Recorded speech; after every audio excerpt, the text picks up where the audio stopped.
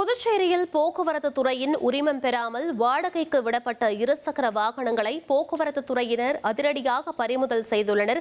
மேலும் விவரங்களை எமது செய்தியாளர் அக்பர் அலி வழங்கிட கேட்கலாம். அக்பர் அலி, முழு விவரங்கள் என பதிவு பண்ணுங்க. வணக்கம். புதுச்சேரியில் நாளுக்கு நாள் சுற்றுலா பயணிகளின் வருகை அதிகரித்துக் கொண்டே வருகிறது.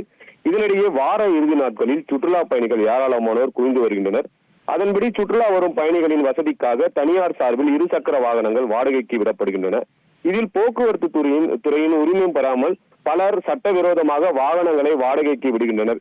இதுபோன்று போக்குவரத்து துறையினர் உரிமமில்லாத இருசக்கர வாகனம் மற்றும் ஆட்டோக்களை வாடகைக்கு விடக்கூடாது என போக்குவரத்து துறை சார்பில் தெரிவிக்கப்பட்டுள்ளது. மேலும் இதனை மீறுபவர்கள் மீது மோட்டார் வாகன சட்ட பிரிவின்படி நடவடிக்கை எடுக்கப்படும் எனவும் போக்குவரத்து துறை சார்பில் எச்சரிக்கை விடுக்கப்பட்ட நிலையில் இன்று புதுச்சேரி நகர பகுதி முழுவதும் போக்குவரத்து துறையினர் மோட்டார் வாகன ஆய்வாளர்கள் அதிரடியாக வாகன சோதனையில் ஈடுபட்டனர். இதில் உரிய உரிமம் இல்லாமல் வாடகைக்கு வைக்கப்பட்டிருந்த வாகனங்களை போக்குவரத்து துறையினர் பறிமுதல் செய்து எடுத்துச் சென்றனர். இது தற்போது புதுச்சேரியில் பரபரப்பை ஏற்படுத்தியுள்ளது. வாகனங்களை பறிமுதல் செய்து எடுத்து செல்லும் போது வாகனங்களை வாடகைக்கு எடுத்த சுற்றுலா பயணிகள் தவித்தபடியே நின்றிருந்தனர். விவரங்களுக்கு நன்றி அக்பர் அலி. இனி செல்லும் இடமெல்லாம் செய்தி. தந்தை டிவியின் வாட்ஸ்அப் சேனலை ஃபாலோ பண்ணினா செல்லருக்கும் இடமெல்லாம் செய்தி.